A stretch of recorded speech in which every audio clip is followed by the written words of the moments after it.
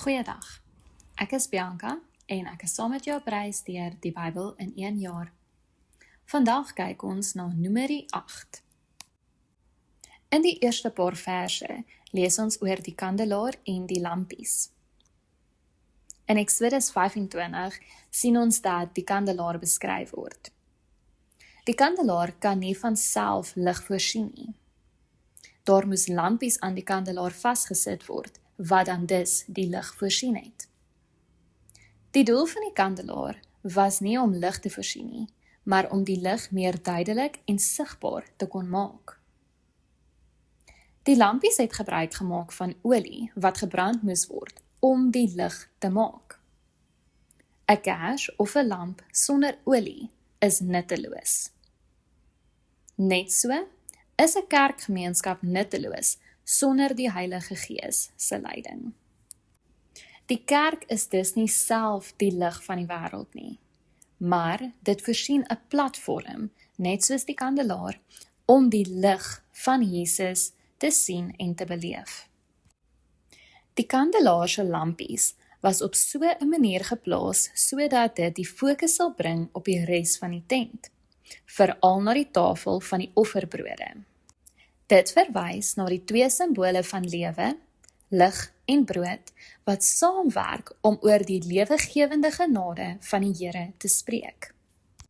Wanneer ons verder kyk na Numeri 8, sien ons dat die Lewiete nie offers aan die Here gebring het, soos die priesters nie, maar hulle werk aan God was steeds belangrik.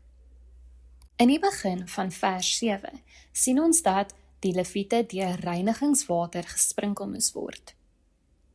Ons lees die doel oor reinigingswater in Esegiel 36 vers 25.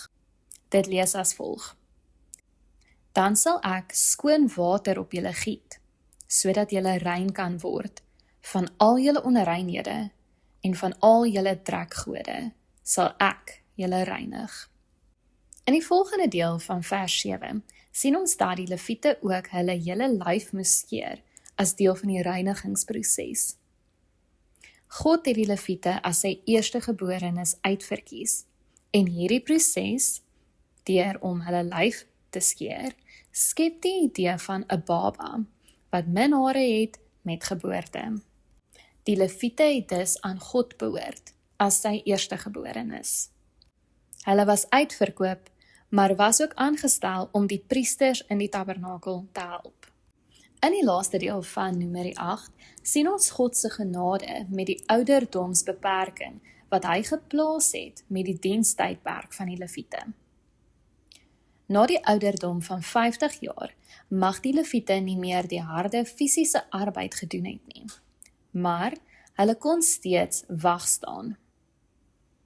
In hierdie hoofstuk het ons gesien dat Moses, die kinders van Israel en die Lewiete na God se stem geluister het en gedoen het soos wat hy aan hulle beveel het. Ons het ook gelees oor die belangrikheid van die kandelaar en die lampies. Mag ons vandag die volgende onthou. Die kerk is die platform, die kandelaar, waar die lede, oftewel die lampe, olie benodig, en dit is die Heilige Gees, om sy lig aan die wêreld te laat skyn. Mag jy 'n geseënde dag verder hê.